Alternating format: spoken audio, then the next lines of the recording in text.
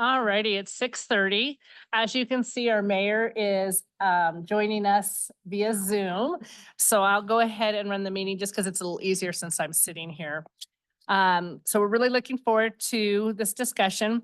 Just to give a little bit of how this itinerary will work, we'll start off with the school board telling us, presenting sort of their thoughts and everything they want to say. Then staff will go ahead and then add in and add their comments to it. Then from there, city council, that's our opportunity to comment, ask questions, have a back and forth conversation with the school board and our staff. After that, then we will have time for the public, both via Zoom and those that are here, to have 3 minutes to make their comments. After that is done, it'll come back to city council for any further discussion, questions, things like that. Again, having conversation between city council, school board, and staff. Sound like a good agenda? All right, well, without further ado, let's go ahead and we'll turn it over to the school board and we'll go from there.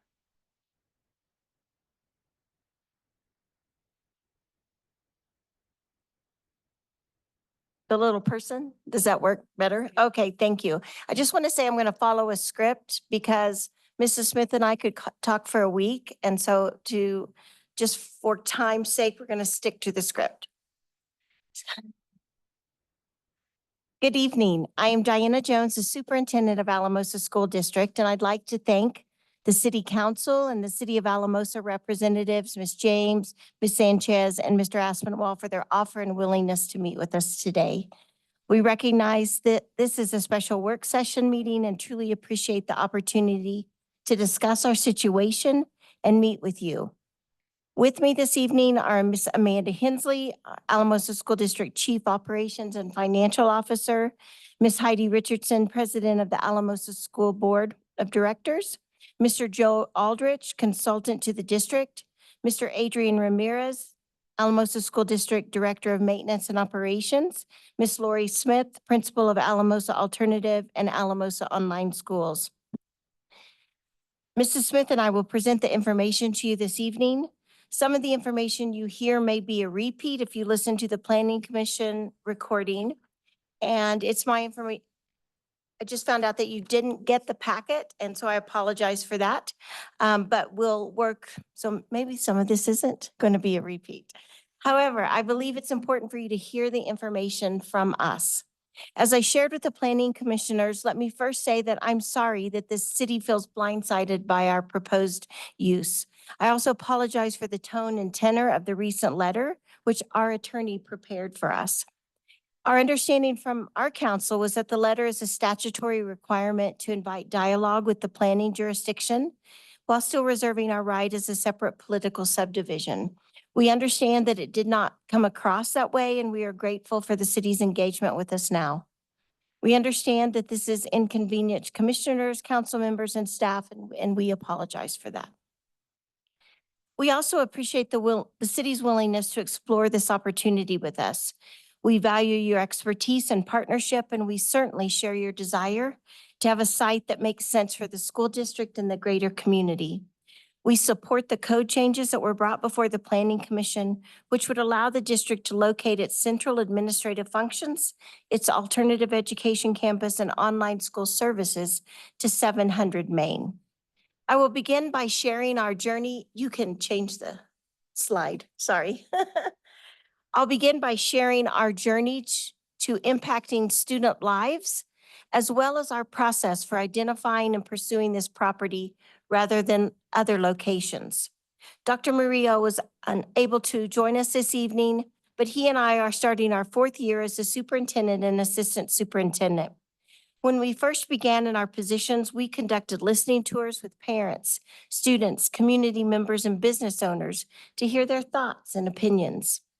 It was made clear that the success of the school district directly impacts the success of the businesses and the community. We directly heard from the hospital that they struggle to get and retain doctors due to school district scores. We have taken that to heart and have worked tirelessly to enhance our school system, and our scores are rising. During those listening sessions, we also heard about a need to assist students who required a different path to graduate than the regular school day schedule provided. we began to look for a place to house an alternative education campus. It became clear after many months that it would be easier to find office space for administration than it was to find a space for a school. In July of 2022, administration staff moved out and the alternative education school and online school moved into the 209 Victoria facility. We currently have a lease agreement with the Early Childhood Council that we have recently extended to the end of November. We need a permanent space to move into for our central administration staff. Knowing that this arrangement was temporary when we moved in, we've been looking throughout Alamosa for a permanent space. I began seeking out information regarding 700 Main when I personally became aware of the pending bankruptcy of Friday Health. It took me some time to find a name and a contact information. The process with the bankruptcy receivership and bankruptcy court has been extremely slow. In fact, we did not receive a price until May of this year. We followed the timeline set forth by the bankruptcy receivership and our attorney. We are still in the due diligence stage of the process. It is the only available building in town to meet all of our needs. We understand the concerns with permitting and educational use at 700 Main. We do not in any way want to hamper future growth in the downtown area. We were so excited about the opportunities, though, that 700 Main building provided us. We were unaware of and certainly did not consider the code regarding the distance restriction to a school and restaurants serving liquor.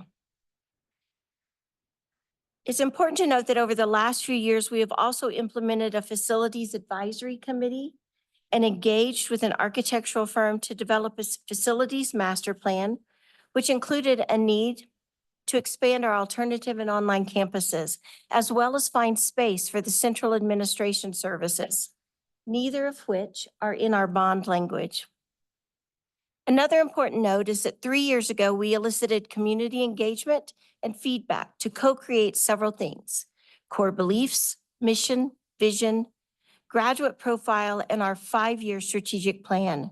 We asked students, parents, teachers, administrators, business owners, and community partners about their hopes and wishes for our district. Data was gathered and synthesized by a steering committee to arrive at what are now our core beliefs. They are: we understand that students' basic needs must be met before they can be expected to think, learn, and create deeply. We have high expectations for each and every student. We identify, recognize, and build on the strengths of our students to ensure growth through their skills. We create inclusive environments and celebrate the different cultures and heritages of our community. These core beliefs are the foundation of what we are trying to do as we serve our students, each and every student and their families. These beliefs have proven to be a foundation of success and impact for our students. You may change the slide. Lori. So here you see a picture of our graduation. We were pleased that the success came quickly for some of our students, who in turn motivated other students to be successful. In the first year that we were in operation in 2022 to 2023, we had a total of 16 graduates. And when I began that year, only 2 of them were truly seniors. 12 of them were students who were at Alamosa Alternative High School, and 4 of those went on to college. AOS had 4 students, where 2 of them went on to college.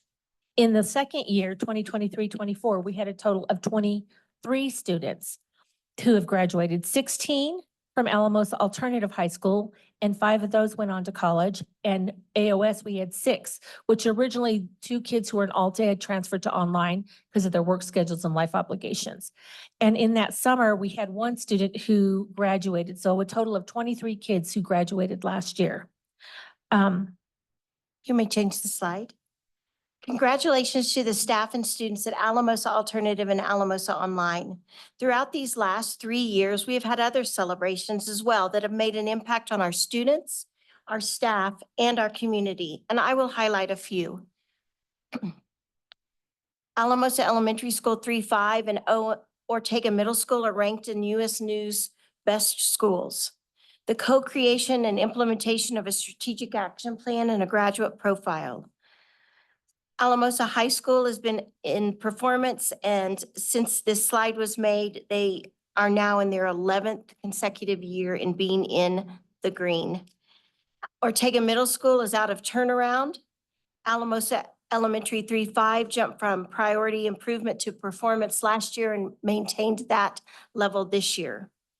We opened an alternative high school. We added Army Star program at the high school. We have security guards located at all school sites after the swatting events. We opened a family center to enhance family, school, and community partnerships. Safety radios with direct contact with dispatch and first responders are in place. We had a vaping prevention grant awarded to the district for vaping. You may change the slide. Thank you.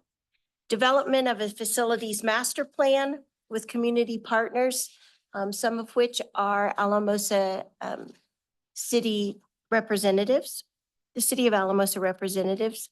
2 best grants for providing quality air circulation and air conditioning in our schools. Asbestos abatement at Ortega Middle School, and the high school stadium bond was fully paid off in December of 2023. We are very proud of our accomplishments over the last 3 years, and there are others as well. You may change the slide. We believe the offices and alternative education campus will positively impact the Central Business District. AECs have, oh, Lori, that's you. I know. Sorry. That's okay. AECs have specialized missions in non-traditional methods of instructional delivery, serving students with severe limitations, and have students populations that are comprised of at least 90% high-risk students. We know that traditional school program does not meet everyone's needs. Our core beliefs guide us to design educational programs for each and every student to experience success.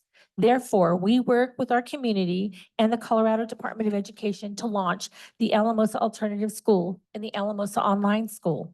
It is important to note that these are 2 separate programs with unique school codes housed under the same roof and operated by the same staff.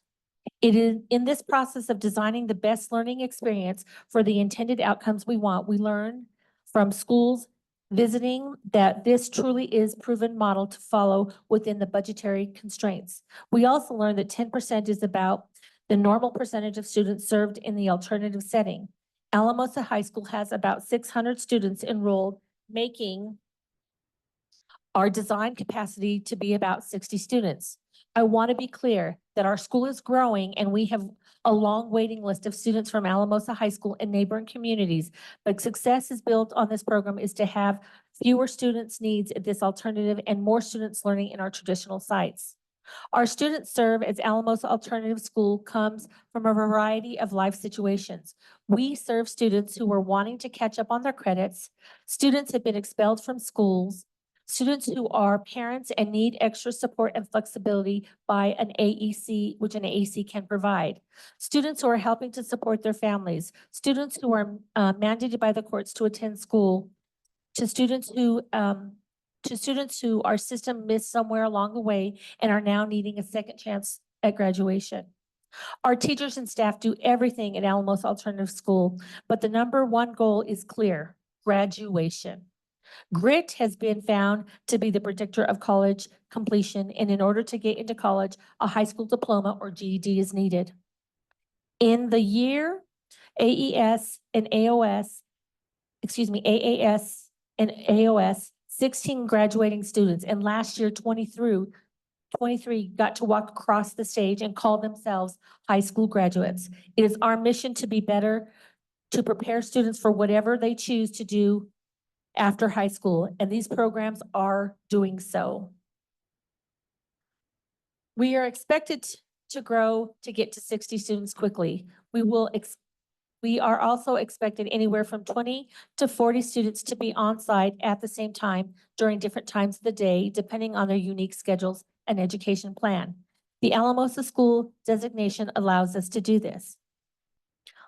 the Alamosa Alternative School, AEC, allows us to do this. We also expect to foster entrepreneurship skills by working and creating a print shop to have our very own Alamosa High School Mean Moose swag store as a front. After all, we have one of the most unique mascots in the state. We want to not only just be customers, but we also want to be contributors. Our Alamosa online school students also have a unique life situation.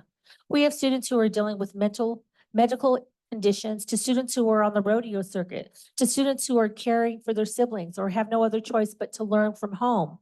We also have students who simply have learned that asynchronous learning is how they learn best.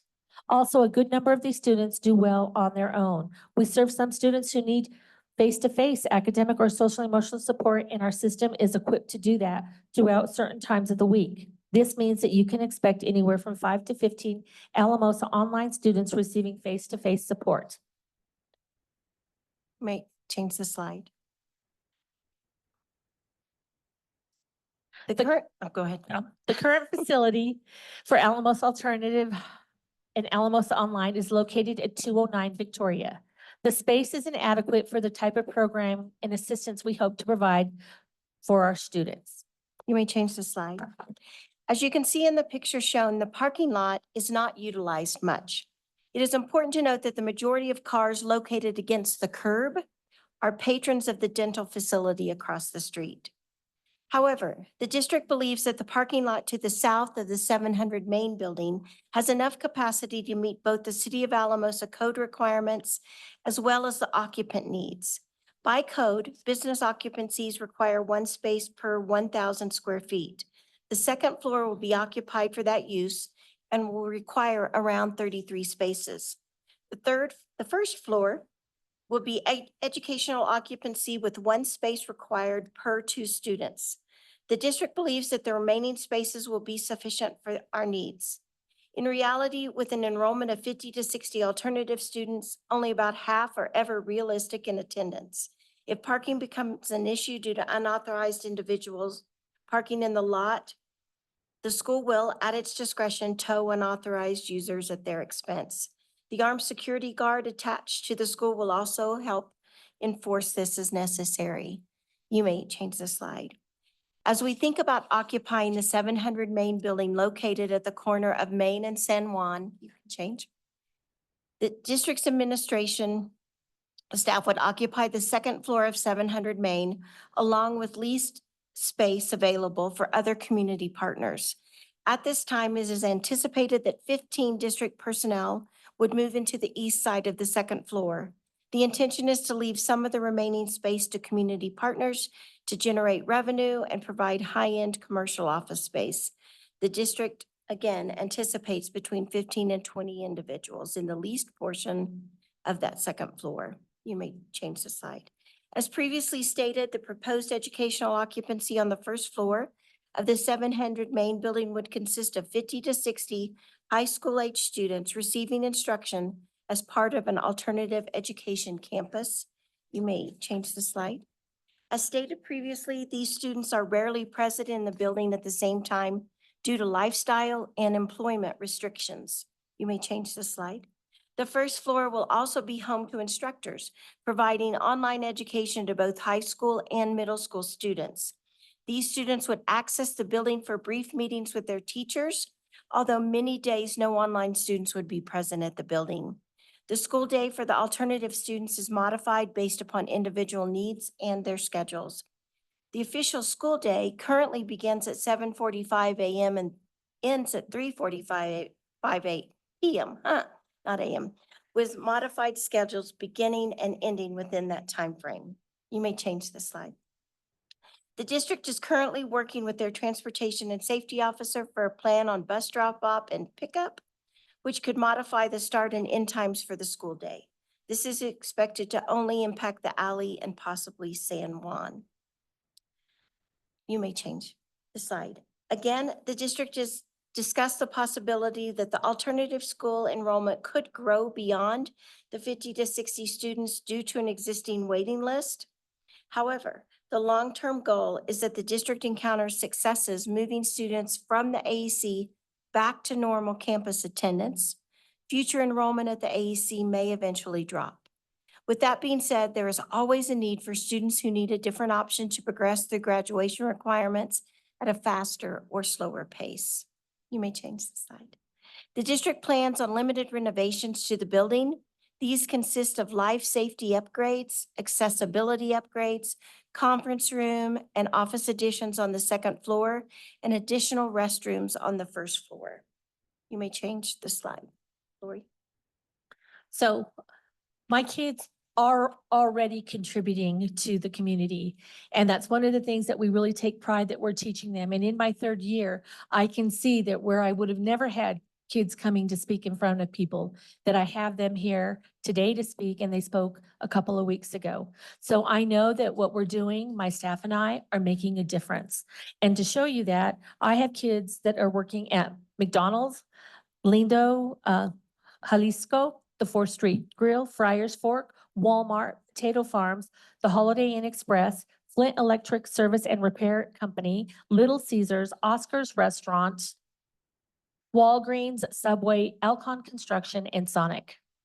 The current location of the school is across the street from a restaurant serving liquor, and we have not had any issues to date with the distance between the school and the restaurant. As a district, we have worked to utilize the local businesses as much as possible. We have used Roots by Blessed, serving our staff during staff appreciation, welcome back to administrators, and during our Valley-wide PD. Woody's has carried our end-of-year staff luncheons for the last 2 years. We have held staff get-togethers at the Spare Peg, right? We recently, we recently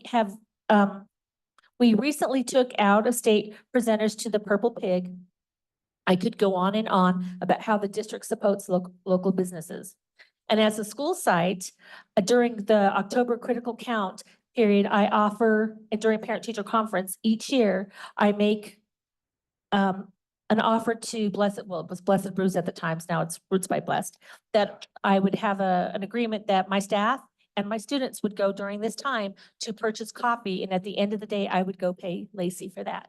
Because I really believe that we need to grow our own community and support them on what we do. So I make a conscious effort to shop locally. This approach helps support the local economy while strengthening the bond between the school district and the community. We want to be good partners. We will continue to do so as we cater events and bring out-of-towners and out-of-state visitors into the central business district. You may change the slide. Security protocols will be handled consistent with our district policy. The building will have a designated space for an armed security guard. The district firmly believes that having an additional security professional downtown not only increases the security of the building, but also the rest of the central business district. You may change the slide. Since July, we have been to the Main Street Advisory Committee meeting, Kiwanis Luncheon, Coffee Connections, Alamosa Republicans meeting, Alamosa Democrats meeting, Alamosa Chamber of Commerce lunch. We have podcast episodes in English and Spanish dedicated to the building purchase and bond information as well. We talked about the building purchase at our beginning of the year all-staff meeting that included over 300 people. You may change the slide. During its master planning process conducted over the last year and a half, the school district identified needs across all of its sites. The alternative education site was one with the most educational inadequacies due to the fact that this was and always has been an office building. The current location is too small for the existing enrollment, and the classrooms and assembly areas are not adequate. As part of the master plan, RTA architects studied the existing building and estimated that to make a building relevant and right-sized, the district would need to spend $2.34 million on renovating existing space and $6.55 million to build new additions. Unfortunately, the Colorado Department of Education has decreased funding for the Building Excellent Schools Today, otherwise known as BEST grants. And with all the other district needs, the alternative schools' capital needs are very unlikely to be addressed through a BEST grant. The BEST program would not fund a new building for a district office, and the estimates for that would run as low as 2.6 million to as high as 4 million. We saw as a district an opportunity with the financial distress of Friday Health Plans vacating the building at 700 Main to satisfy the need for the administrative offices and room for alternative education with space to grow. The district negotiated a contract to purchase the building and parking lot due south for $2.3 million. The district believes that renovating this building to make it adequate for school will cost roughly $1 million. Using the above estimates, it's about $8 million less to utilize the 700 Main building for the alternative school and district office versus renovations and additions at the existing alternative school and the construction of a new district office. The district firmly believes that rather than being a subtraction to the vitality and vibrancy of the central business district, they can be a valuable addition to the neighboring businesses.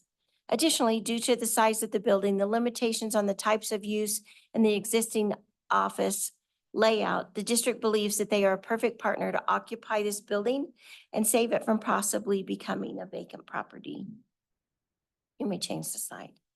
The alternative school and online school are separate entities, as we discussed before, and therefore it's appropriate to have them in a different building from other school sites. These students have chosen to be at this site and work diligently to be a part of this school. Neither the students nor the staff has felt as though they have been slighted due to being in a different building.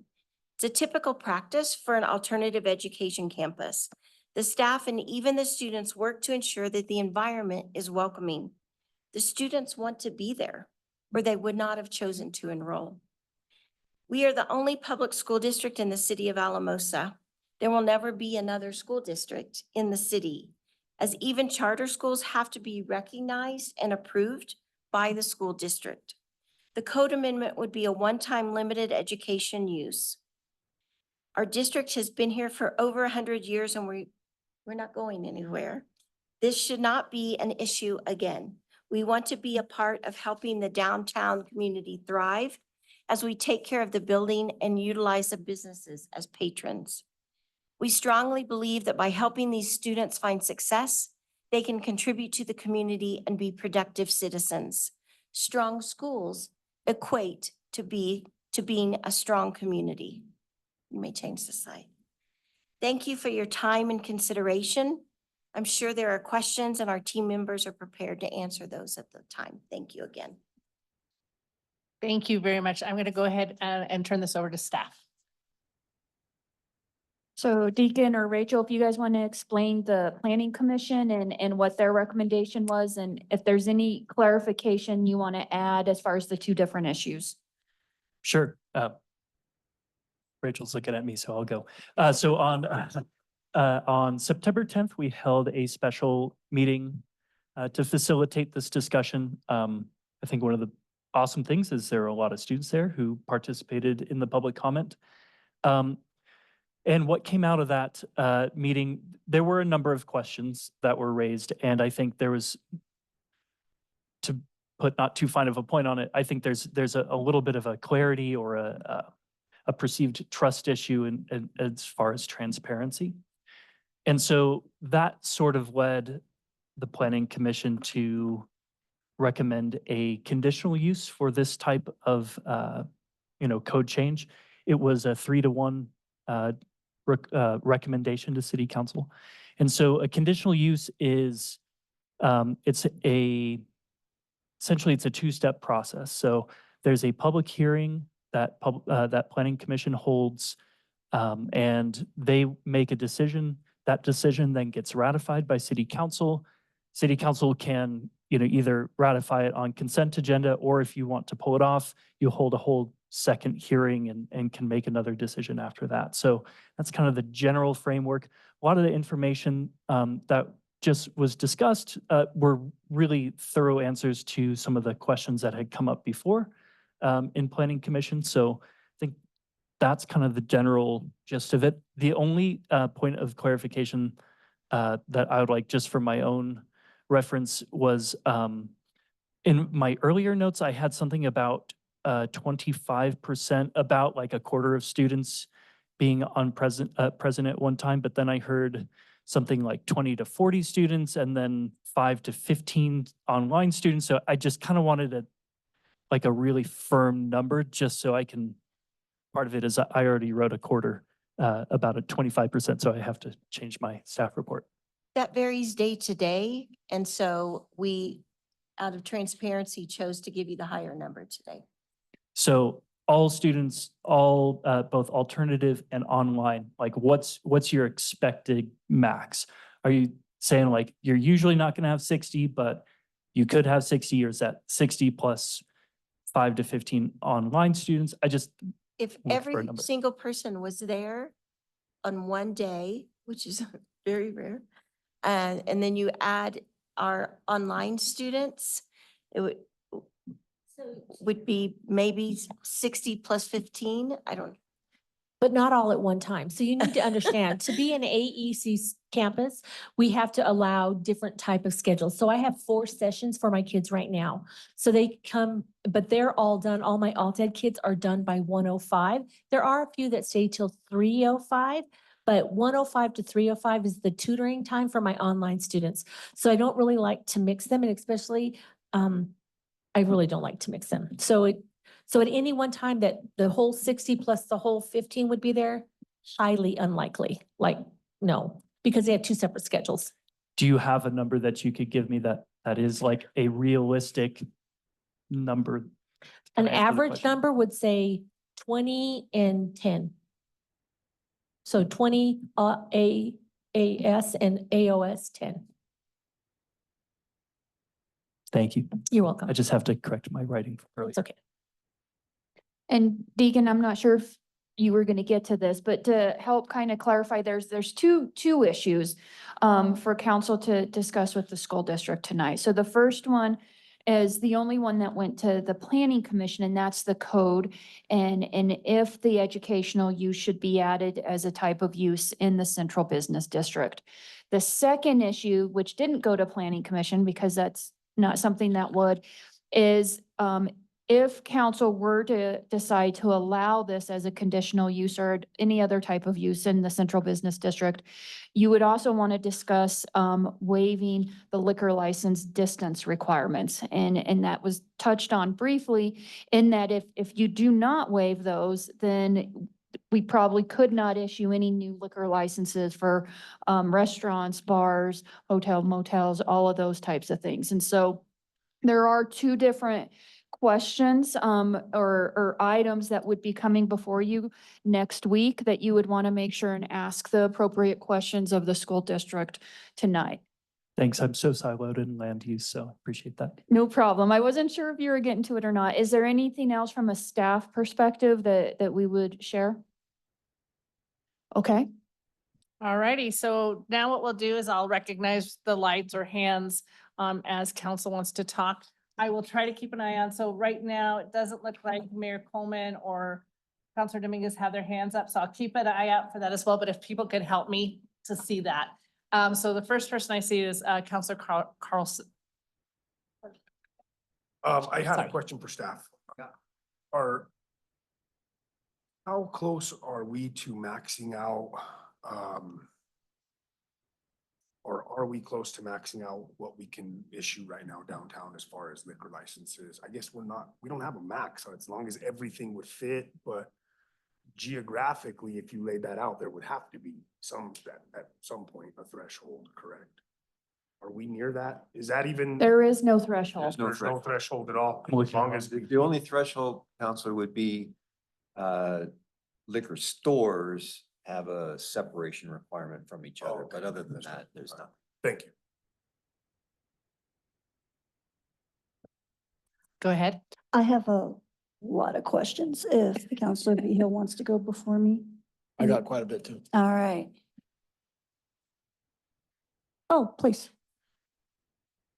Maybe simple.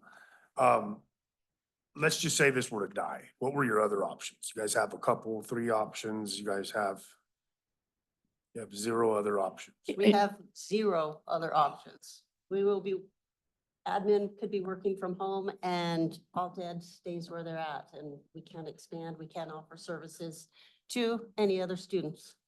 And I'm not sure this point was made in your presentation, but to make sure it's clear to answer this, you were able to get an extension on the lease for where admin is, but it's not a long-term solution. So I just wanted to make sure that was clear for the counselors. Yeah, our lease Question. is up at the end of November. I thought the presentation said that if you were to remodel the current admin building and then construct a new admin building, you'd be looking at a total of 8 point something million versus the 3 point something million to do this. So there is a long-term option. If we had that kind of money. Well, it's an option. Well, and I think Diana stressed it pretty well in that the best grant funds at the state will not fund a district office. It's not allowable. And it's highly unlikely that it would ever fund an alternative education campus. And that's straight from Meg Donaldson, our representative at CDE, that, 11 million versus 2.3 is what we're looking at. And at the time when we were working on our bond language, we were not aware of all of this, unfortunately. So neither alt-ed building online, alt-ed/online building, nor the district administration is on any bond language. All right, so Counselor Krebs. Thank you. And thank all of you for being here tonight to answer the questions. It is appreciated. I'll start with the most recent first, and I'm sure you touched on it in the presentation. Where is the money coming from to purchase the building? To purchase the 700 main building, Mhm. out of our capital improvements. Okay. When I arrived 4 years ago, there was $17,000 in that account. And because we were afforded the opportunity from the federal government to have ESSER money or COVID money, as some people say, Mhm. it was restrictive about what you could use that money for. And the first round of that money, you could only spend on cleaning supplies or paying for devices, technology devices, or paying that staff. So we were able to pay those staff members for maintenance operations in our technology department. So we saved that money. It's one-time money. So we saved that money and over a period of those 3 to 4 years, and then put that money aside in capital reserves. Okay, thank you. Jot that down. I was trying to keep track of the timeline a little bit. Alternative education moved into the admin offices in 2022, which meant you moved out and moved into close to the early childhood center. When did the bond referendum get finalized? Oh, gosh, I'd have to look at my calendar. Was it prior to 2022? Oh, no. It was just like at the end of August, Oh, 1st of September. okay. So you had mentioned that you weren't able to put this language for the building or for the movement into the Right. bond, Right. but You go through a process of Mhm. prioritizing, and it has to be very exact, as you may know, to be on an election. Mhm. And so that, by the time we got to all of this, we had missed that Okay. deadline. All right. And then specifically, speaking to the presentation itself, and again, I do apologize, I didn't get to see a package, so I probably would have had some of these questions. I would have dug down a little bit more. Did you know when you were looking at the building that you were planning to move the alternative school there at that time? Well, that was part of being enticed by that size of the building. Okay. So that was our goal all along. And again, I'll just say we just got excited and didn't recognize that there were code variances that we would need to ask for. Okay. And you did touch on briefly on what hours the students would be there. If you could reaffirm that for me, specifically Monday through Friday, obviously, not even Fridays It's off. Monday through Thursday. Monday through Thursday. So regular holidays that the office, the building would be closed to staff, the students would not be allowed in as well. There would always be someone there at all times while the students were there. Oh, absolutely. Okay. Okay. And then it sounds like 3:05 would be the latest that students would be there? 3:45. 3:45? Okay. And let me reiterate this again. I said it, but I was probably talking quickly. Right now, the hours are from 7:45 to 3:45 officially. Okay. Dependent upon transportation and bus routes, that could fluctuate a few minutes here or there, and that happens every year at every school. Okay. Thank you. Is the Department of Education okay with moving a school in the downtown area? I haven't. Is that something that they would have to? I don't have to ask their permission. And you did mention on a lot of the reasonings why the students are in the programs.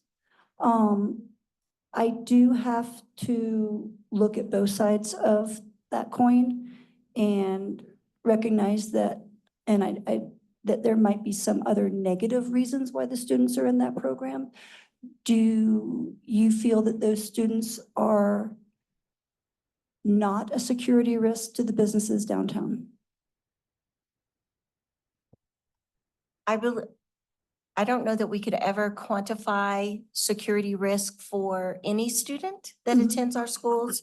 What I will say, and I will reiterate from my presentation, that these children, these students, young adults, I should say, are choosing to Mhm. attend.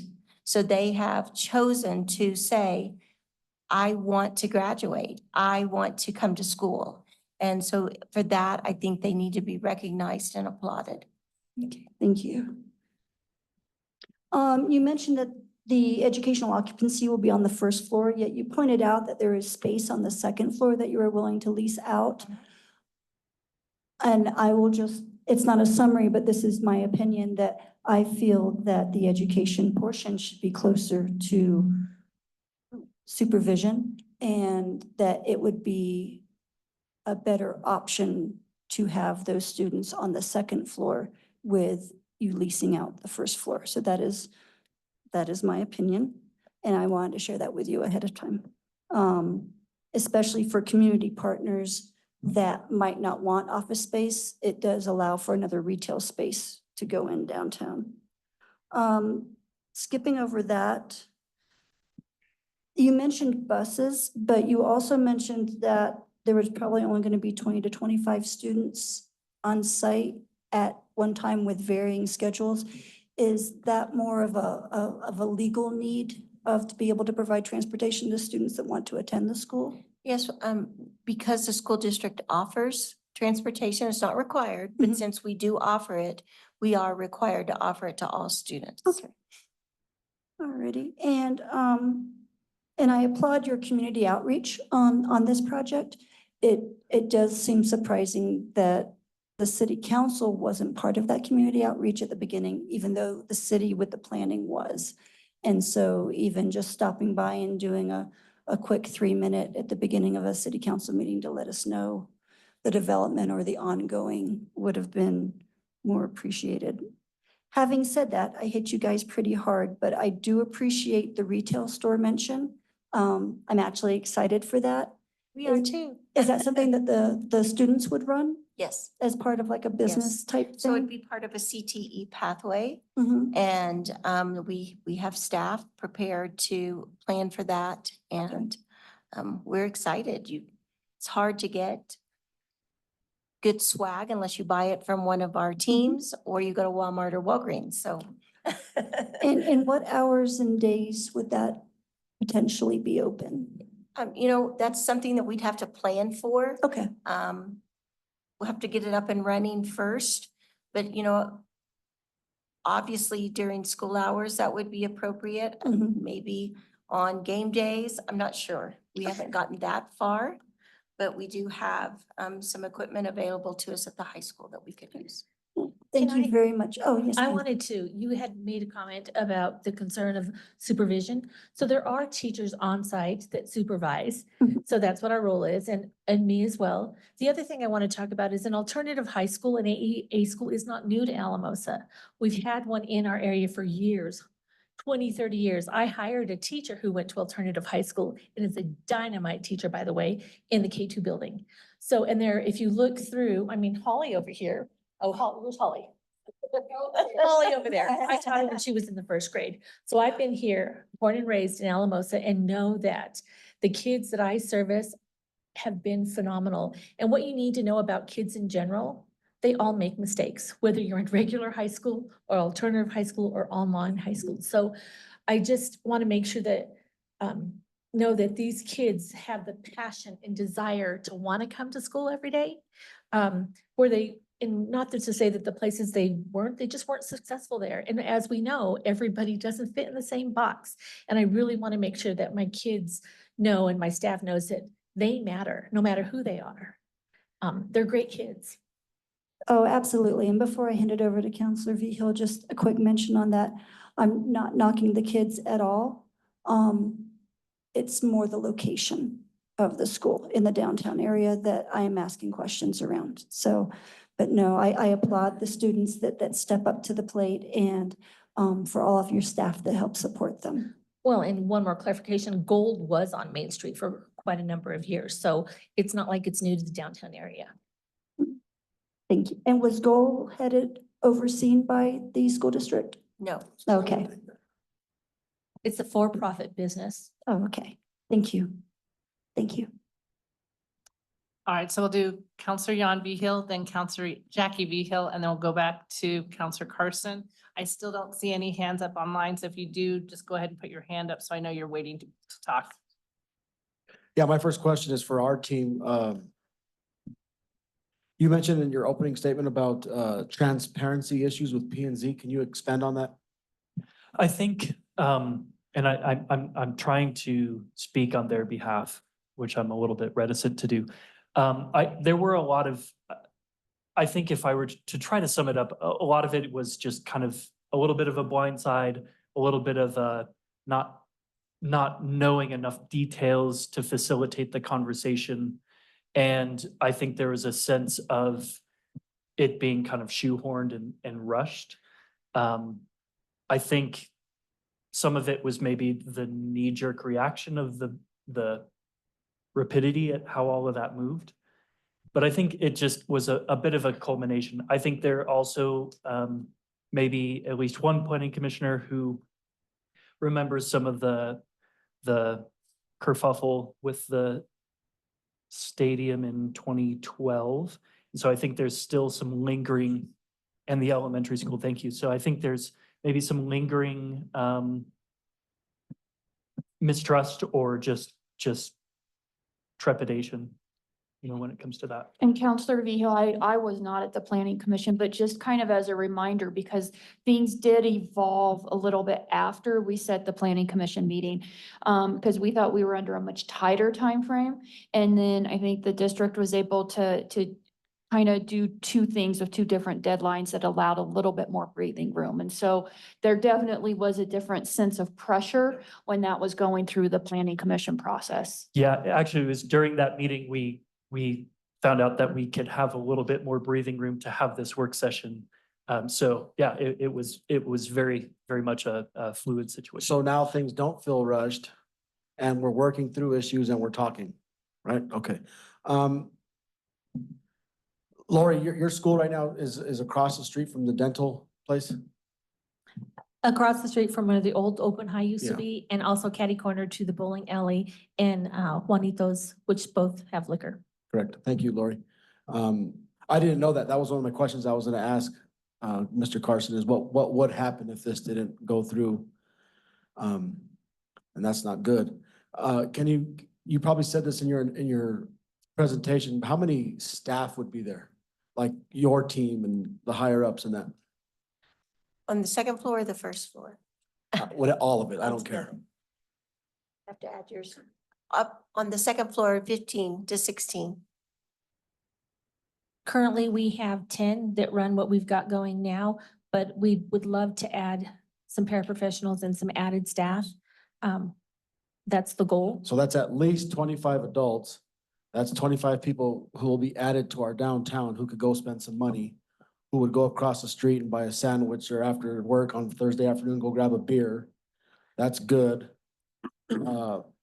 On the second floor, there's also an open space for us to have what we would call our boardroom, a training room, professional development area. So we host a lot of people frequently now.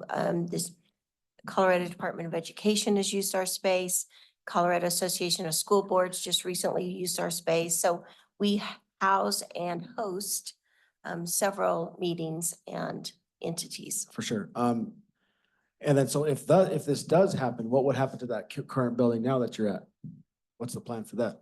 Long-term, part of our prioritization during spending our COVID money was to house a staff daycare. Oh. But I can't guarantee that right now. Cool, thank you.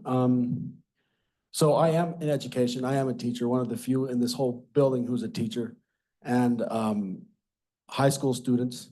So I deal with a lot of the folks over there. And they're great kids and they deserve a chance. And we've all made mistakes in our lives at different times. And I would like it to be, I want it to be stressed that these students are choosing to go to this school. And at the same time, I wear the hat of a city councilor. And 7 or 8 years ago, Mr. Grego's back there, our downtown was struggling bad. And we all put effort into it with the leadership of Heather and her staff. And now our downtown, you can't find a space.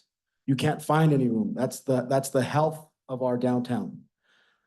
So I see this as a great opportunity to build the relationship between the city and the school district. It puts people downtown. There will be a security guard there. You can't serve liquor to minors anyway, so establishments do your job. I think it's a win-win for everybody. So those are my thoughts right now. Thank you.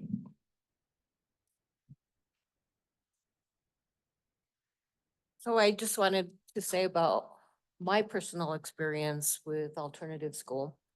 I had 2 nephews that went to alternative school. They both graduated.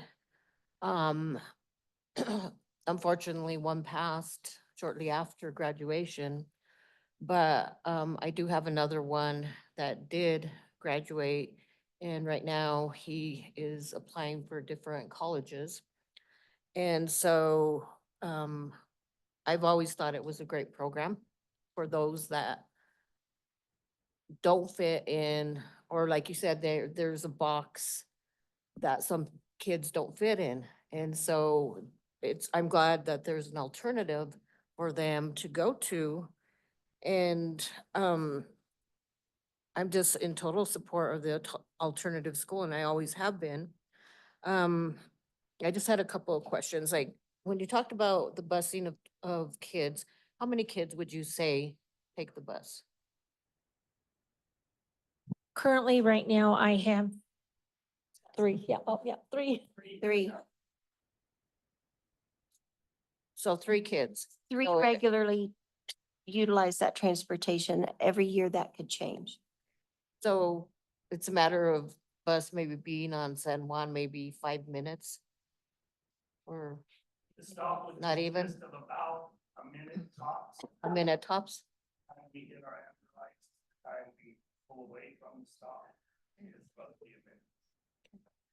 So another question, the parking lot behind the building, you feel like it's big enough to support the administration? And I don't know if your students drive and that stuff, so do you think will meet your needs? I mean, ultimately, that's a determination that Rachel's team makes based on what the code says. We think we are real close, and the lot is weirdly striped.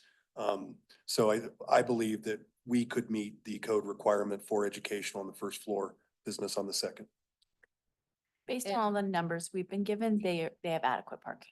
Okay. And then to clarify the bus stop as well, we met Scott out there last week. If you guys are familiar with that, you've got diagonal parking up to the end of 700 Main.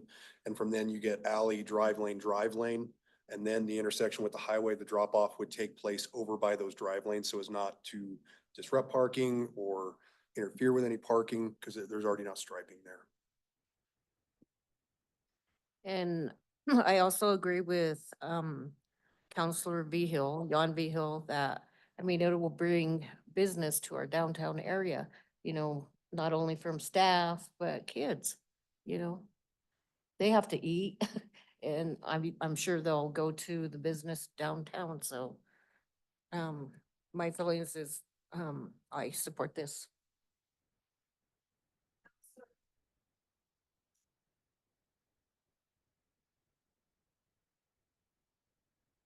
Counselor Carson and then Counselor Dominguez. So I, I do have some issues with it. I don't have issues with the open high at all or with alternative schools. My kid graduated from there. My sister did. That's not the issue. I think though that, you know, we create a plan and then, you know, we keep shifting. I have a simple theoretical solution. You know, theoretically, it's pretty simple. You guys are talking about leasing space for retail. You're talking about leasing space to other community partners, you know, all this stuff. Why don't you just take the 25% you're gonna lease or whatever that is? Because it's bugging me to have that space downtown blank like that. The way the building sits, we just had talked about it. That's when we found out about this. Actually, I asked about it and then they told us that this was going on in a meeting. So why doesn't the school district spend some money on converting the bottom front floor into retail space and then you guys can take the whole top floor and the back and create a flow for the school in coming through the side and the back of the building, and then Main Street, that whole front of that building can be retail. And then you also avoid the flow of kids going in, walking on you know, just going in and out on Main Street. But my point is why couldn't the space that you want to lease out to community partners just be converted and used on that bottom front and turn that into retail space on the bottom front of the building? I'm sorry, I didn't make this clear, but the front of the building, we were anticipating that that's where we would have our, whatever we call our No, moose you store. did make it clear. Okay. I'm saying, but instead of just the Moose store, Yeah, you know, build a couple shops in there and then you've got a couple retail spaces in there and you'd really generate some income because you could then lease those out as retail spots. And then the whole school space is the whole back of the building and side of the building. To me, it appeases the downtown plan and then the retail space. You know, kids, the whole thing about kids eating or a kid stealing or all that, to me, they're gonna steal wherever they're at, or they're gonna do good things or bad things wherever that has nothing to do with it. But trying to adhere to the downtown plan and to the flow of downtown, because that's the reason I was asking. I think that building itself, just sitting there with no windows, is kind of ugly right in the middle of downtown. So I think converting the bottom into a retail space would really help a lot. And then you guys have the whole rest of the building. They don't have to be big shops. You know what I mean? and I also didn't make it clear, our plan was for our alternative education students and online students to enter from San Juan. Because there is an entrance there. No, I got you, but Yeah. then that would cut the flow in front and completely make it retail, and then the whole school has the back, the parking lot, that whole area. That just to me seems like a better use of the space than leasing a space out to somebody inside the building. I haven't been in that building in a long time, but it was kind of weird anyway, the way it was to get in. So to me, you know, spending a little money on the front end would probably generate you a ton more income because you could lease it out as a retail space or even like creating two shops in there and then a small little space for your moose stuff. You know what I mean? To me, that just seems like a better idea. And then you're appeasing the people that have their issues with it downtown and we're getting you guys in there. And everybody's a little happier because if we just push forward like this, like coming into the meeting, I feel a little blindsided, like it doesn't matter what happens, we gotta do this because you don't have another choice, you know what I mean? So we're kind of like, we can't not have the kids have a place to go to school. So in a way, I feel like we've already kind of made the decision. So in order to help us move forward with that retail feel, I think that would be a good compromise. I mean, that's just my theory. Again, I'm only one person, so that's just an idea I'm giving you guys, and I think it would appease a lot more people. Any of the people downtown that had heartache about using it as a different kind of space than what we've kind of adhered to, because we've pressured other businesses into making sure it was a retail space. And so it is the school district, and I mean, it's the school district, so it bears a little more weight. But I think it would probably do better if we converted that building. In my personal opinion, I think it would look better anyway downtown like that. But again, I'm just one person, so. Thank you. And I Counselor think- Dominguez? Thank you, Liz. First, I want to speak as a parent. I have a student in the Alted building, and I don't think if this was around, I probably would have lost a lot of time with my child, and there wouldn't be no success rates in my home right now. So I just want to congratulate and thank them for taking in my daughter and making her successful. Sometimes when you think out of the box or you go out of the box is how I'm seeing this. And, you know, my daughter wasn't doing good in the regular school. And because of this out of the box piece that we have offered, which we call Alt Ed and online school, it was an opportunity for my family to feel proud and feel successful again with what they've done for these students. And I'll put my counselor hat on now and speak about thinking out of the box. When it comes to codes and when it comes to what we do in our plans, I understand that we need to adhere to certain things, but I also understand that thinking out of the box has very good successes and and things that come about that we never really realized or anticipated when we initially started the conversations. And I understand that Adams State is working on projects now to try to get their students downtown. And I just see such a perfect opportunity right now in partnership and in cross collaborating with multiple entities around supporting the one thing that's important to all of us as a city, not just as I've said it once before, and I'll say it again, not just as downtown or as our silos in Alamosa, which is youth.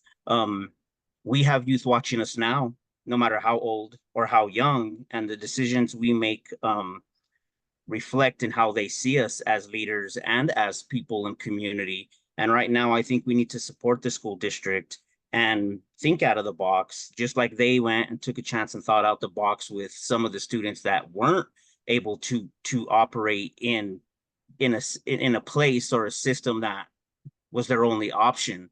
And I'm in support of this. And I believe as far as being blindsided goes, I'm new to this job and I feel like I'm blindsided every single meeting.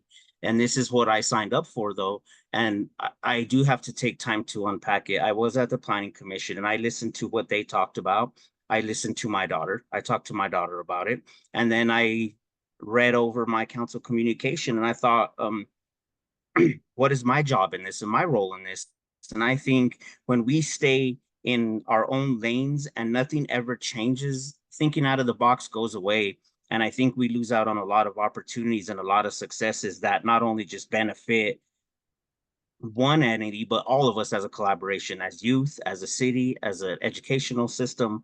And I think that this is a perfect opportunity. And I know Adams State is asking for help too in this. And I think if we put all these pieces together, we'll be looking at a tremendous amount of success as a city again, not just as certain entities, but as a whole. So I thank the administration staff, Deacon, everybody, the school district for putting together your presentations, because I did have questions in the beginning and I do understand now how it all works. So you all did an awesome job on unpacking this for me and helping me come to my decision. Thank you. Counselor Behill? Thank you, Ms. Hensley. I also want to acknowledge I said in my statements that the city has done a lot to improve downtown over the last 7-8 years.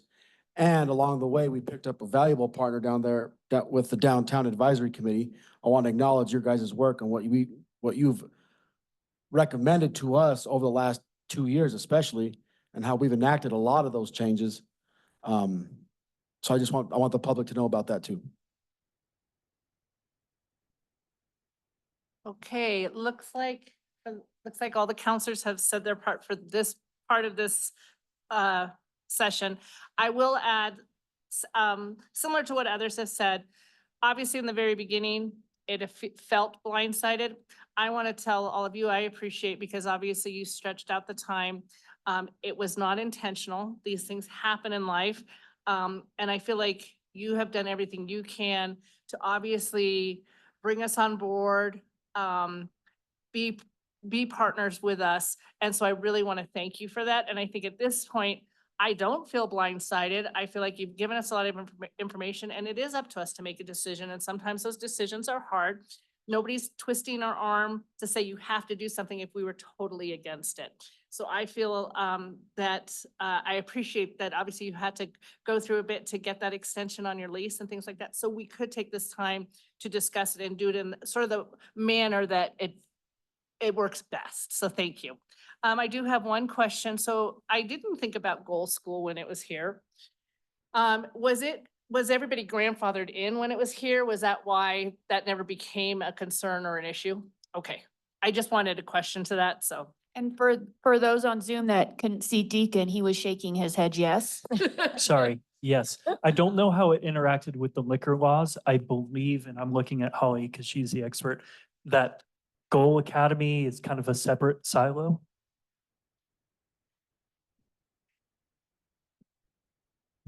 So the city clerk has clarified that the way Goal was operating did not qualify under the definition of school under the state liquor code. So that conflict between the liquor licensing and Goal Academy didn't exist, which is the other half of this Awesome. Thank you so much just for that clarification. So I think where we're at now is we will go ahead and do community comment. I'll go run the clock. So yes, if we do, I'll go turn on the light, but if we do have individuals from the community who want to speak, we will have a 3-minute time limit. And I'll turn it back over to you. Oh, you're fine. So if people just, do we want to do it over here? Okay, so if people could either come up or line up, however is most comfortable. When you get up there, just introduce yourself and then go ahead and state whatever you're wanting to say, and we will watch the 3 minutes. Thank you.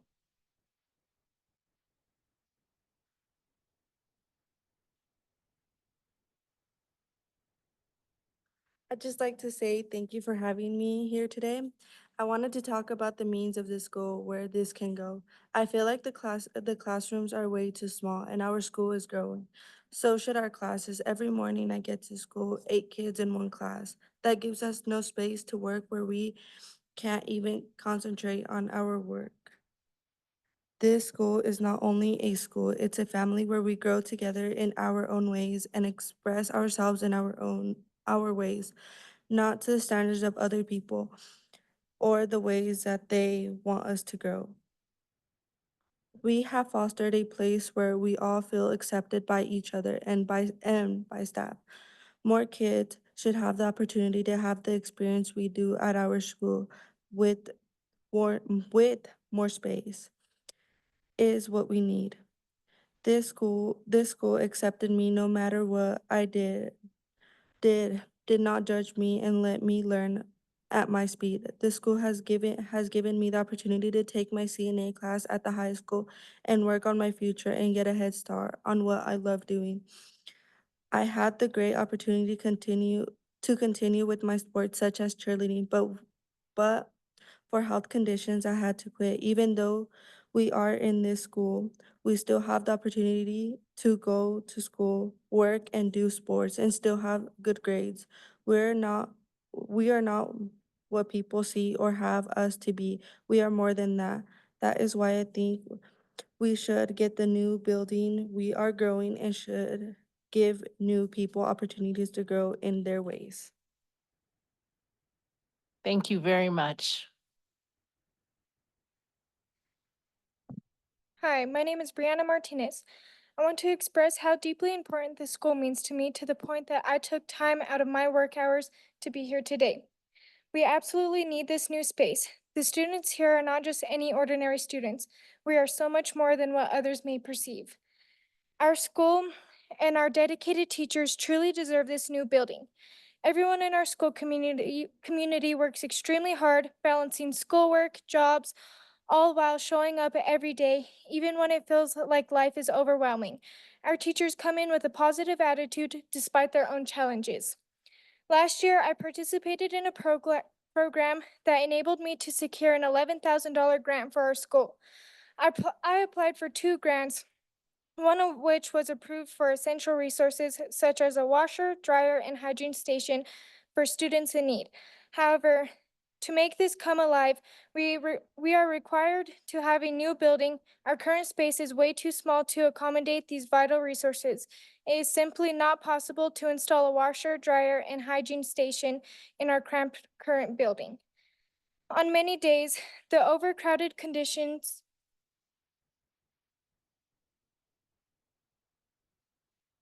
Okay.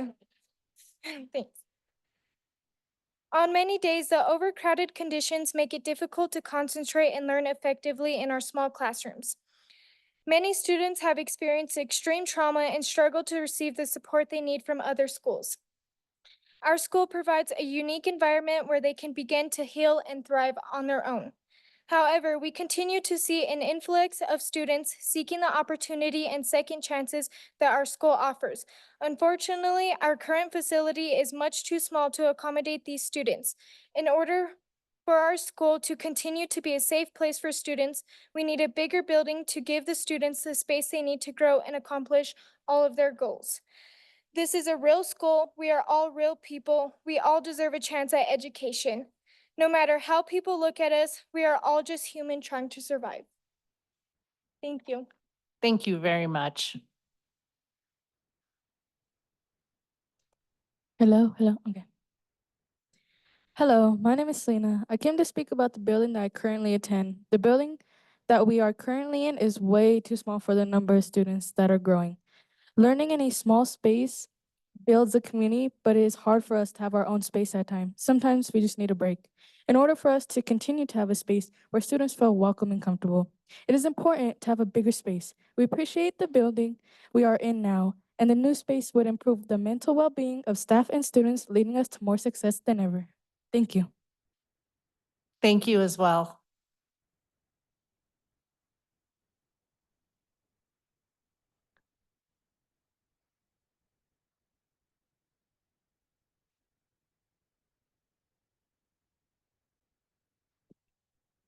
Charlie Grego, 1519 Tremont Street here in Alamosa.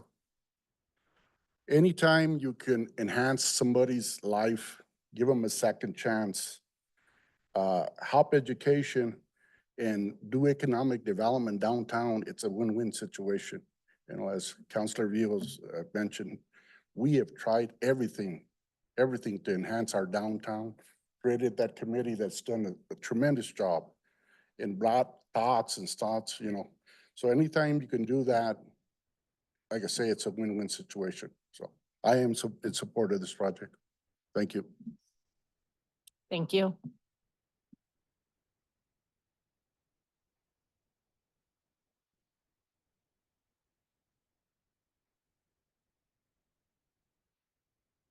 Hello, everybody. My name is Ramona Martinez. My address is 1730 Edison, Alamosa. I am a paraeducator at the high school. And kids are beautiful, no matter who they are.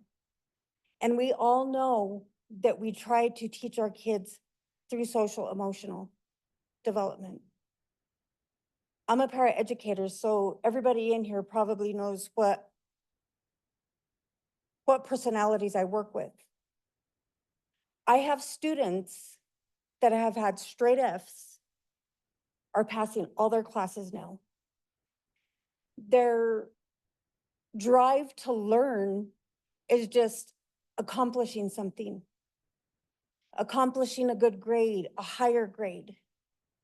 And believe me, I'm at the high school. I don't want my kids to leave, but some of them do need social emotional engagement. It's impossible for them to get that with shortage. Through the alternative school, I have students going back to the high school to talk to teachers. Their aura, their brightness is just so amazing. Sometimes they don't get recognized. I don't even know if I'm putting my foot in my mouth, but sometimes they don't get recognized in the big school setting.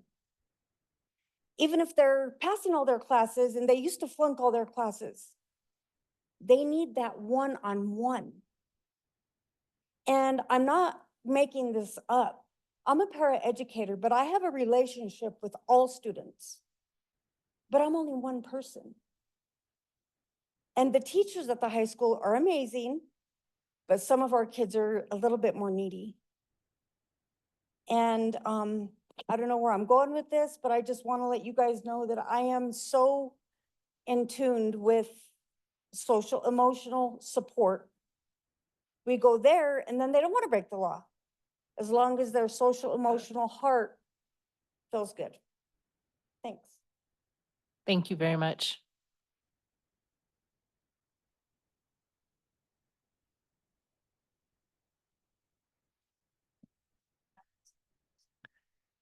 Oh, go ahead.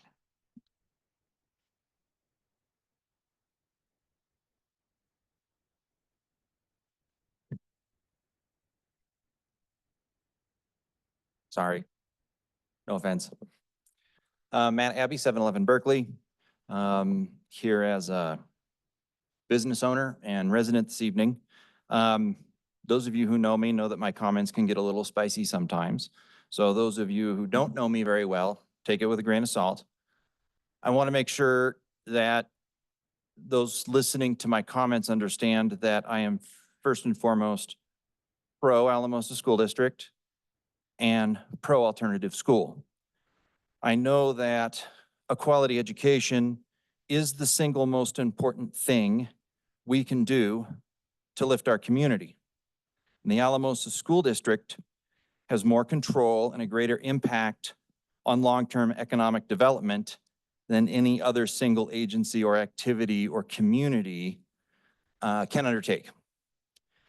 And I challenge the district to take that on directly and in that spirit.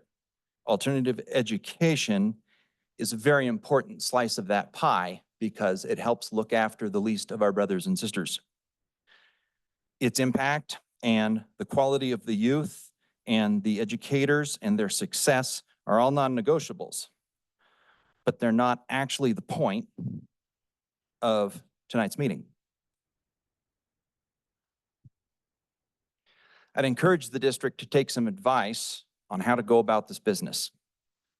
One, do your homework.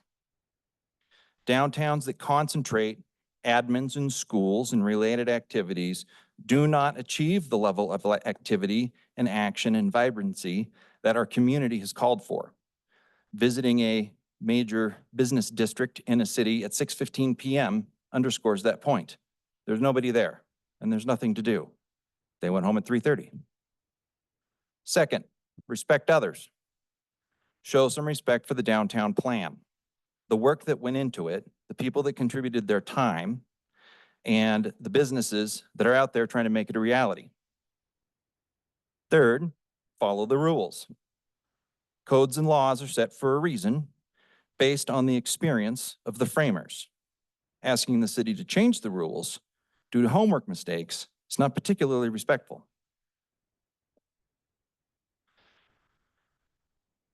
We'd be wise to remember that inconsistent and unsteady leadership that cannot be counted on to stick to a plan, has a hard time attracting investment and growth. It has a dampening effect on those that are already invested in doing that work.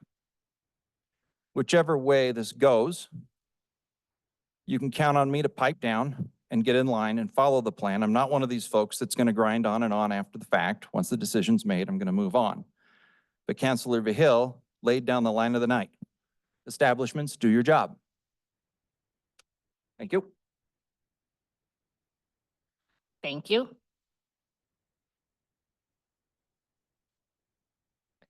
Is there any, okay, thank you.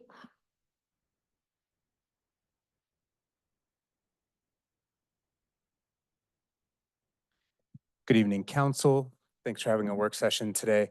Aaron Miltberger, I'm with the Boys and Girls Clubs of the San Luis Valley and a host of other loose coalitions of do-gooders, including the Main Street Advisory Group. I have felt this tension for some time about this particular project. I feel like it's our job as Main Street to make sure that there is a vibrant downtown, that there's economic viability, that there's growth and opportunity, that there's retail and business. I also know that one of the big drivers for population either coming in or leaving a community like ours is a good school district.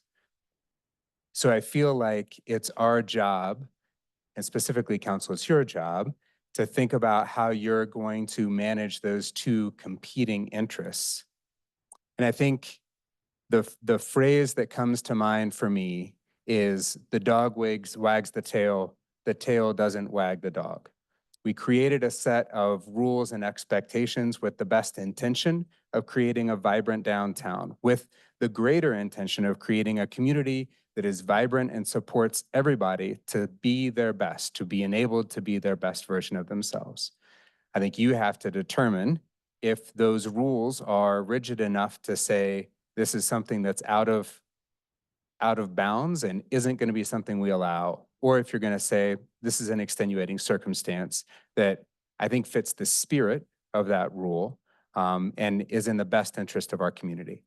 I think what has been proposed, what I've heard, fits into the regulations of having business use office and administration above the first floor, as long as there's something retail on the first floor that fits into that use. It's the bigger thing is the alcohol license, which may be challenging. But I think those are barriers that we can get around. And I think retail sales of alcohol is when we're not talking about beer and wine inside of a restaurant, it's a different conversation. But what we're really talking about is institutions making sure that they're not serving young people in their bar or restaurant. So I think I would like to urge council to please support the plan from Alamosa School District. I think it's in the best interest of the downtown. I think it's in the best interest of the school, the young people, our families, and our community. Thank you. Thank you very much. Anyone else here that wants to speak?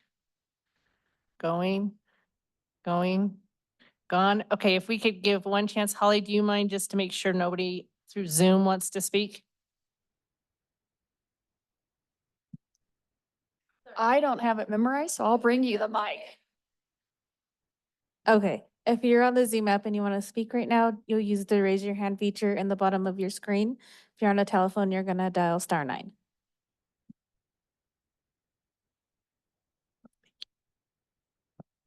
All right, it doesn't look like anybody has their hand raised. So what we'll do is go ahead and close that portion and we'll bring it back to council for further comment and or questions. And we'll start off with Counselor Carson. So to my statement earlier, I was blindsided by the amount of drama that this caused. Just to address Counselor Dominguez's point, it was a lot of contention in the initial email chains and you guys going back and forth. And I think that was initially because of what was stated. You know, we have a downtown planning commission or a group and they put a lot of work into it. We've had people on that group here state both sides of the conversation. And that was the reason I suggested what I suggested. That was the main reason why, is because it appeases a lot of different sides of this conversation. Again, you know, to the point of the kids and the open high, that to even try to make it seem like a thing, it's not a thing at all. Like I said, the open high's been here since way before I was, and I've been here a long time. So I think, you know, it's important for us to move forward and figure it out. Again, I'm not saying that anyone here is trying to nix it, but to the point of some of the people that spoke, you know, if we have to flex, I think the school district should think about also appeasing some of that downtown plan and thinking about moving the retail space towards the front, not just the Moose store. I mean, literally creating a retail space there that you guys can make some money with. I think with a couple rentals down there that you could rent out to stores or businesses, you might make some money and you might be able to use the space. Again, I don't know what the inside of the building looks like, Joe, but I mean, he's pretty creative. I'm sure he could make something like that work pretty easy. It always takes money, but again, I think, you know, you guys just to consider what everybody's put in, and the future of downtown. So I think it could work if we, you know, work together on it a little bit. So, yeah. Okay, Counselor Jan Vigil and then Counselor Krebs. After hearing Mr. Abbey's comments and Aaron's, you could see that there's differing opinions on that downtown board too. So this is a tough decision. And I do agree with you, Mr. Carson. I think there should be some retail space down there just to stay in line with the plan a little bit. But I'm gonna say it again. As I said, and you highlighted, Mr. Abbey, is do your job. City council has done its job. Downtown is vibrant. We've slowed the traffic down. We've put safety things in there so people can walk across. We're highlighting our alleyways. We're gonna get a new hotel down there. Like we have done a lot towards downtown. And I want this school to be down there. Thank you. Go ahead, Counselor Krebs. Thank you. Just a few more questions and the students' ages that will be attending this school? It's high school ages? Freshman through 12th grade. Okay. There could be a situation where a student is on their 5th year senior. We do have online students that are middle schoolers who may make an appointment to come and get tutoring. But that would be few and far between. Yeah, it's like an appointment kind of. Okay. And listening to the students during the public comment, they all mentioned that the current space they have is, I can pretty much quote, way too small. What is the square footage of the space they're currently in? I think it's about 3,200 square feet. Does that sound right? Okay. Most of the rooms are 10 by 10, 10 by 12. And the proposed square footage of the space that they would be moving into? It's about 11,000 square feet per floor with rooms that are 15 by 12, 15 by 20, which are much more appropriately sized for classrooms. Okay, thank you. And to reiterate, this meeting tonight and to echo Mr. Abbey's comments has nothing to do with the students at all, or the work that you're doing with the students. You're doing a great job and they are stepping up 110% to meet their needs. And I think it's a wonderful thing. So this has nothing to do with the students whatsoever. One student mentioned hygiene stations. Can you expound upon that? Because that particular phrase wasn't used in your presentation. So what does that mean? If you want to. So all our schools have a washer and dryer as well as showers.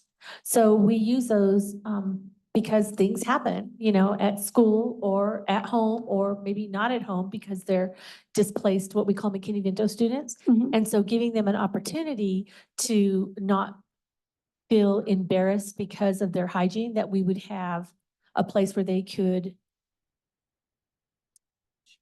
shower. And the idea is Brianna's put a lot of work into that, where she wants it to be, because when you go to fancy hotels and fancy bathrooms, when you walk into the bathroom, there's lotion and there's perfume and all this stuff to pretty yourself. That's what they want. They want to have that opportunity to feel pretty, to feel nice, to smell good. So yeah, that's what that's about. That's awesome. Thank you. So yeah, that was my question about the square footage, to be honest, because I was hearing that the most that would be there would be 20 to 25 students. And for them to feel very tight in a 3,200 square foot, my house is 2,400 square feet. And so to add another 1,000 square feet onto that, and for 20 students to feel small in that, I can kind of see it. And so I guess my last comment is just in general is we're hearing what you're presenting, but we also have the task of keeping in mind planning commission suggestions, downtown suggestions. And so, and to Counselor Carson's point, he mentioned it a few times, and as he mentioned it, I was watching, and no one's really taking any notes on that side. And so are you open to compromise? I'll ask flat out, are you open to moving the educational part to the second floor? Are you open? You're shaking your head no. So it's an all or nothing decision? Well, when you go into that building, it would take a lot more money to reconfigure, yeah, that's a good word, reconfigure the space. Mhm. And we're worried about our money right now in just putting in fire doors and sprinklers and things like that. And so, I'm globbing off of your points, Counselor Carson, so my apologies. His suggestion of keeping the educational center to the back of the building and using the front for retail, is that also a line in the sand? It's an absolute no other than the swag store? Is that a line in the sand? I think it's a suggestion that we can talk about, but we've not talked about it yet. Well, I was making And sure we haven't because, even made official plans yet, because if this doesn't pass, I don't want to spend the money. oh, absolutely.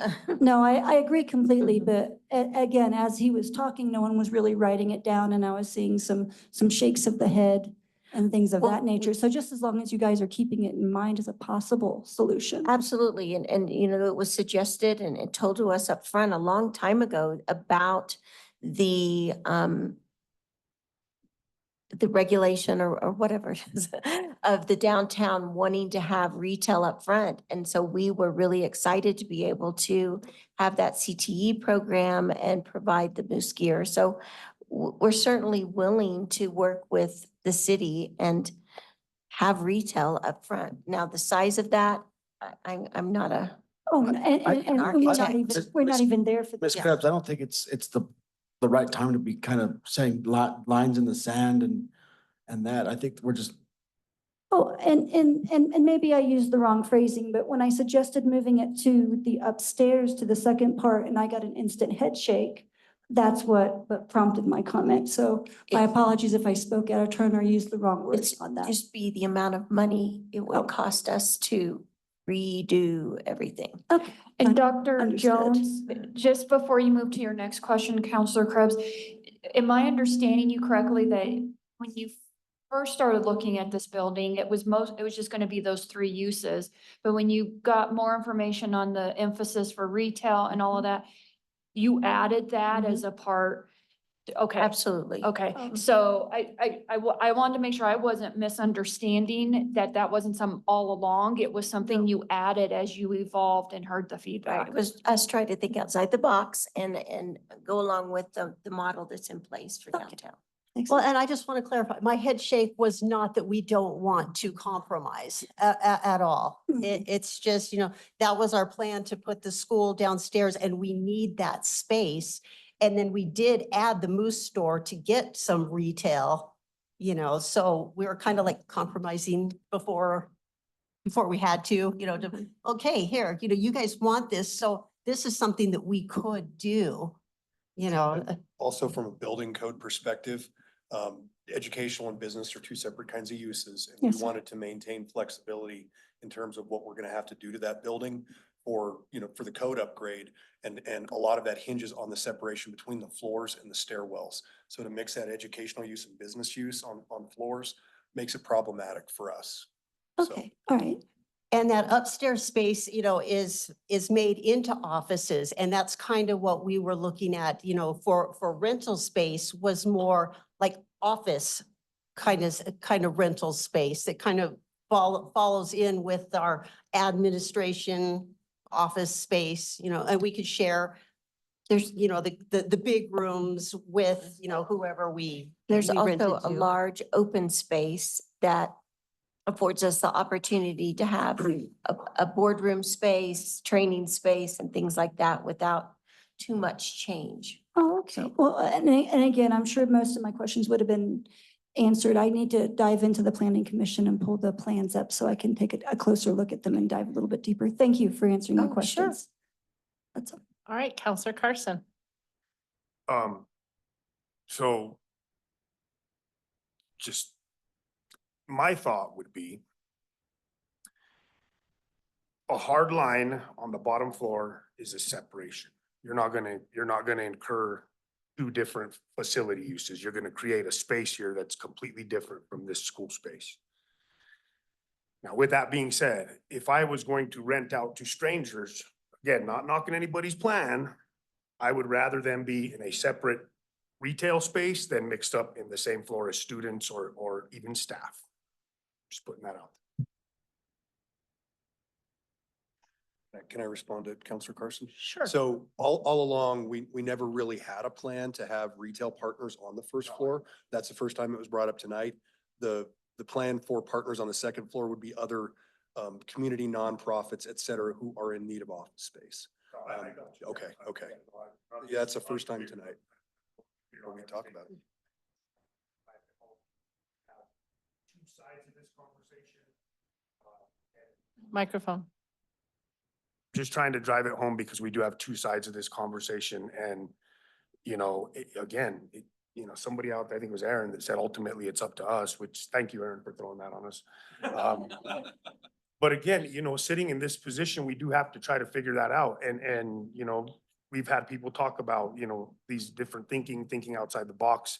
I think it's a great idea to have it down there and it's a good use of the space, but with 22,000 square feet, that's a lot of space, you know what I mean? And I think it would be easy to cut that piece out and then you guys have the whole thing and you've appeased the downtown, you've got a retail flow. And then you do whatever you want with the rest of the space. And you've kind of met both of those sides and some income generating. But that's just my point is it is difficult to try to find that balance. And so, you know, just think about that. All right, Mayor Coleman. Yes, thank you, Mayor Pro Tem Hensley. I appreciate it. And thank you to the entire school board and the staff and Dr. Jones and everyone who's there tonight. Earlier, it was mentioned that the planning and zoning had a conditional use clause. Is anyone there could read that, what they came up with and their recommendation is? So educational uses are not allowed in the central business district at all. So it's completely disallowed. And so when it went before the planning commission, after hearing testimony from the school district, what they decided is that instead of allowing it as a limited use, so it would go to staff, or allowing it as a use by right, what they would do is have a conditional use. And a conditional use has to come back before the planning commission, and the public hearing is held at the planning commission meeting. And then it goes to city council for ratification at a following meeting. And so the use of the language conditional isn't that they have a specific condition for this project, it's a category in the zoning. It does also give us the power, or not necessarily staff makes recommendations, but it gives council and the planning commission, it does give them right to put conditions on approval.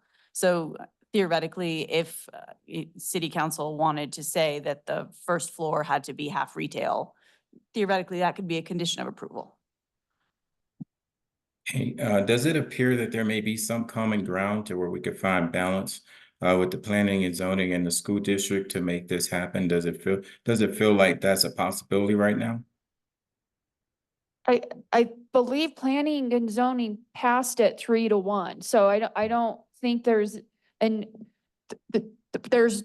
they're all on the same page for that. I think where the middle ground that council is trying to find is with some of the concerns expressed by Main Street Committee members. Okay. Well, I don't, go ahead. I'm sorry. I'm sorry. I'd also just add, so the ordinance would just be an enabling ordinance to provide a pathway for approval. It doesn't necessarily provide approval because a conditional use is a discretionary approval. So essentially, it's the first step of a two-step process. Okay, good. All right, thank you for clarifying that. I really appreciate it. It's really good to know that the school district and also the planning and zoning and also the downtown advisory committee, they've all been having some form of communication and dialogue. And I think that's extremely important when we're trying to make tough decisions about progress and change. And every now and then, council, we have to make tough decisions, and that's what we have to do. And sometimes those tough decisions are not based on one particular entity or organization. Sometimes we have to make these tough decisions for the greater good of the entire community. And I feel this is one of those times.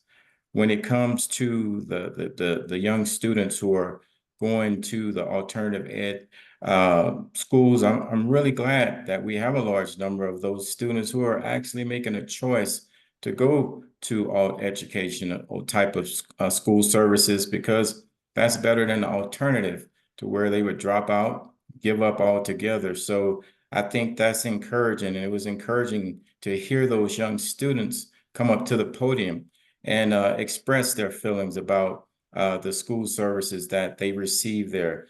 The one student who said it makes them feel like they have a sense of family. That's huge. That's critical. And I think that's extremely powerful. So as we try to wrap up this meeting, I know the challenges that we have to deal with, and I know it's difficult for the businesses downtown, and it's also the school district has to find a place to grow into. And I think at this time, it may be something that council need to consider allowing us to move forward with this progress, so that the school can be able to continue to serve those students. Thank you, Mayor. So I'm going to add my 2 cents. So I have a vision.